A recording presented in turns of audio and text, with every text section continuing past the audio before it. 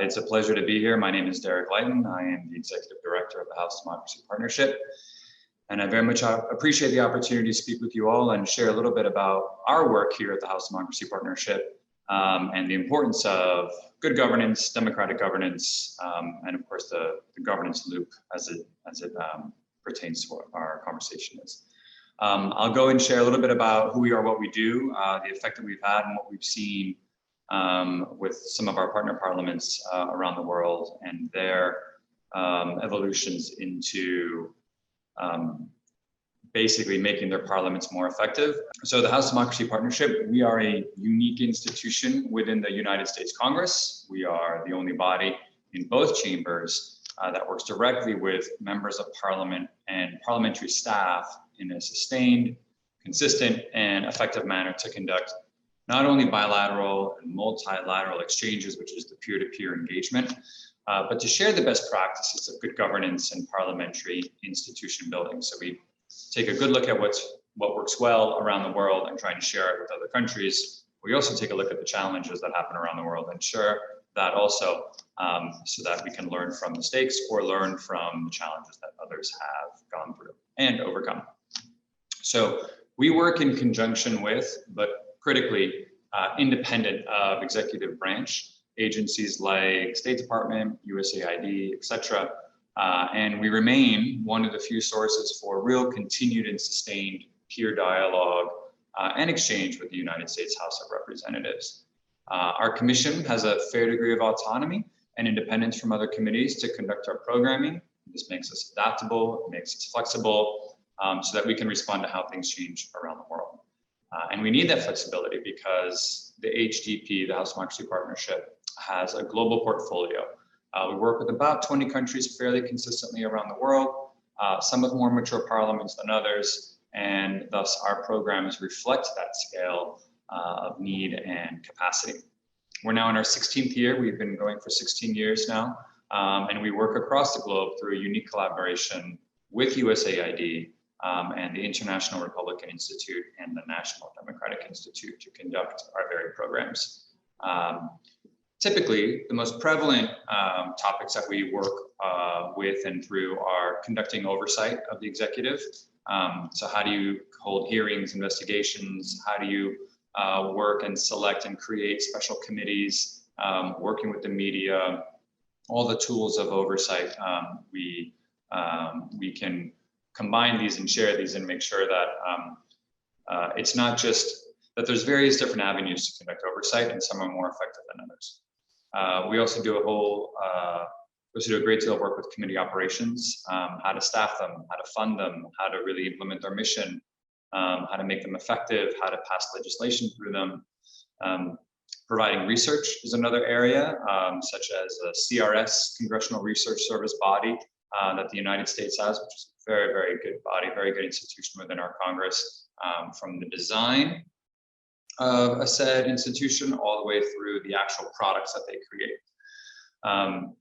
Establishing, maintaining, and strengthening ethics in Parliament is a very popular topic. Learning and understanding that these committees, that an ethics committee needs to be educational.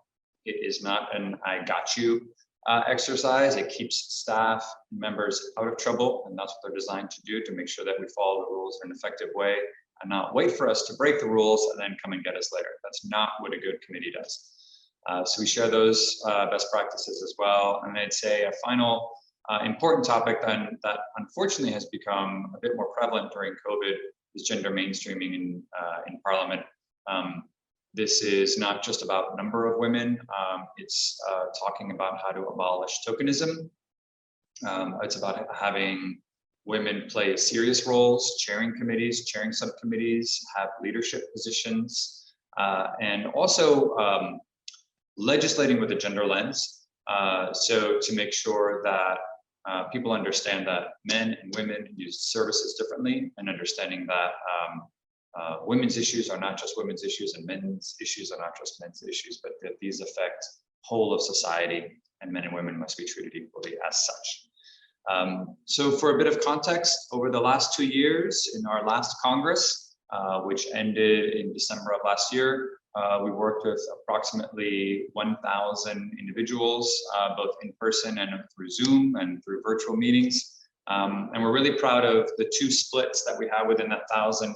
The first split is that we worked with men and women nearly equally. I'd say it's about 55–45% men and women.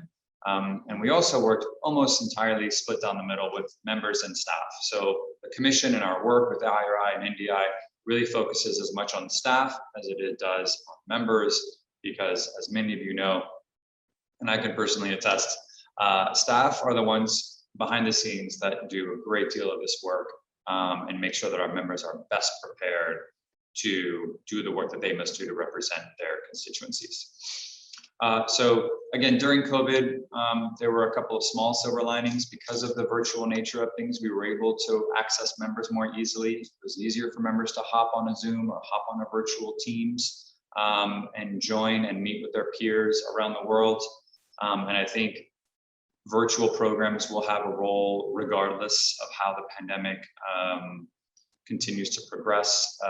It's easier to perhaps do a prologue or an epilogue of a program with a virtual nature and have more stakeholders get involved via virtual opportunities such as the one we're doing right now.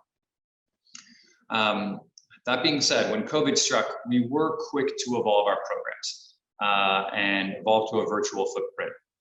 Initially, they focused more on what legislators can do to provide information and awareness to citizens that were really focusing on the pandemic and making sure that we were streamlining processes to make sure that literal life-saving policies could be enacted very, very quickly.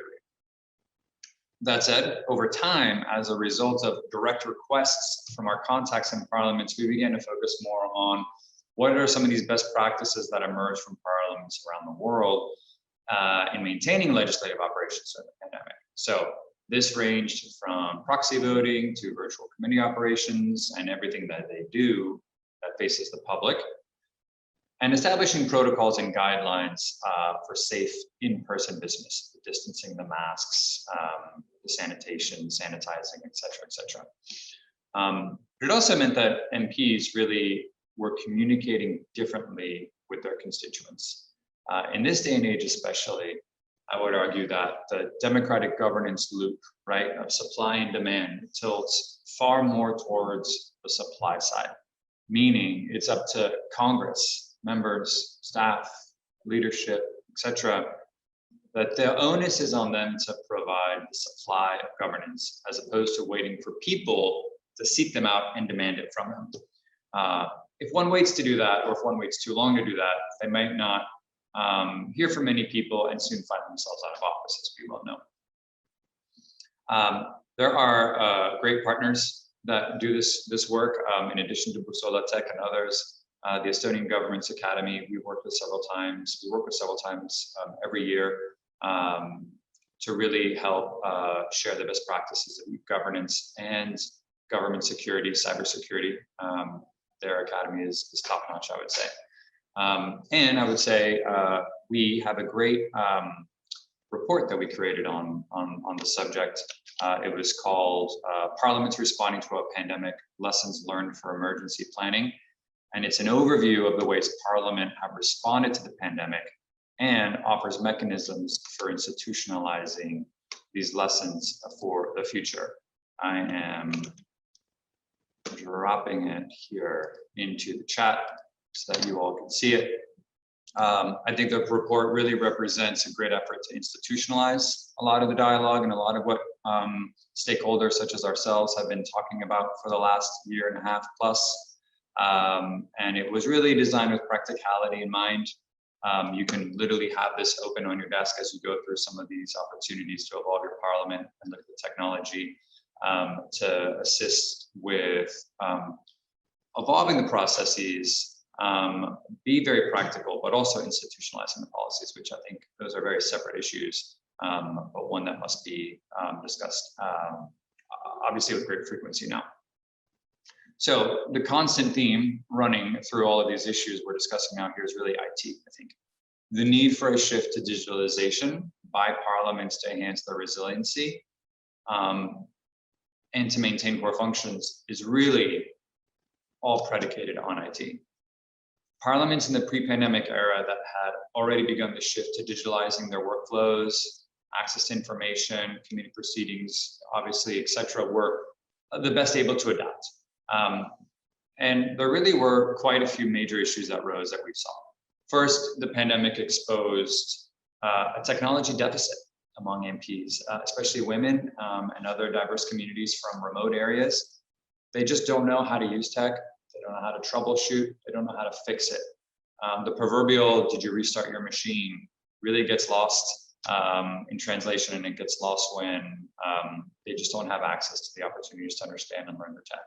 So that was a really big one, especially early on. Each parliament also had to consider how it would ensure MPs had access to the hardware and the software that they needed to function.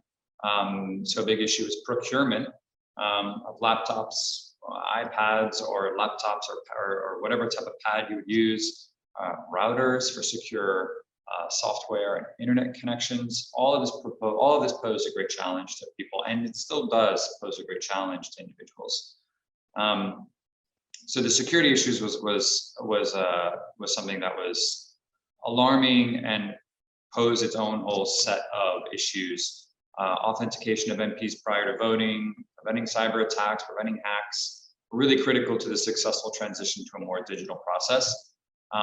This is harder said than done, as we know. You have to find, you have to vet, to hire, and secure the right professionals and equipment, really, to make this work. It also became clear that the skill development and technical support was required to ensure that all MPs could access and use the technology equally. So as parliaments evaluate how they adapted to the pandemic, it's an important opportunity really to consider, I think, how to build a permanent resilience into everyday work to ensure preparation for the next major emergency. We really oftentimes don't want to think about future emergencies when we're still suffering through a current one as important and as significant as the one we are going through now. But institutionalizing the evolutions that we've seen is critical. So the 5 big questions to ask yourselves. The constitutional framework. Does your constitution allow for virtual work? Does it allow for members to not meet, debate, vote, and finalize laws or legislation that goes through the House? And if you change this framework, A, how do you do it? And B, is it temporary? Second, legislative rules to allow specific committee work to be virtual. This is similar to the first point, but it's separate because it's not likely in the Constitution. Those are usually legislative rules. So again, is this temporary? Is it not temporary? What is the order of business that can and should be done outside of Parliament during a pandemic? Access to information. Providing MPs the resources without interruption. So not just procuring the software and the hardware, but also the information. In our institution, we have a great congressional research service, like I had previously mentioned. It serves as a very important outlet for unbiased, nonpartisan information and analysis and data points. So ensuring that whatever type of resource a parliament has for information, is that they maintain very easy and strict access to it, regardless of the emergency. Schedule of work and legislative business. We have to accommodate new realities. You can't just have the normal session days, session times, etc. It takes a lot longer to vote, as we've seen, and it's far more difficult for people to balance personal life, district work, in DC, at least in our system. The work within the parliament combined. So a schedule of work needs to be adapted. And finally, voting, the big one. There's so many different opportunities to look at different ways to vote during the pandemic. Proxy votes, which were popular in the US, even though they were very, very, it's been a very polarizing and partisan issue, even though both parties very much enjoy proxy voting. Block votes, which is where one person per party represents the entire party. Obviously not a system that we have here in the US, but we've seen that quite often. Some parliaments have used ballot papers, such as Albania at some point during the pandemic. Email voting, was popular with the European Parliament, for example. Voting online via an app. The Chilean Parliament utilized this opportunity to vote through an app, through a secure app. But obviously there's a lot of challenges to this. The hack to disrupt, the authentication, so people can change votes, people can disrupt votes. The tech has to work and the reps need to understand how to use it. You obviously need a good connection, etc. I saw this great statistic that women in developing countries are 33% less likely than men to have access to or routine use of the internet. So something that's very, very important as we ensure equality within our parliaments. So I'll stop there. I apologize if that was too long, but I hope that was a good overview of some of the things we've seen and learned, and that we really, I think, desperately need to institutionalize moving forward. Thank you.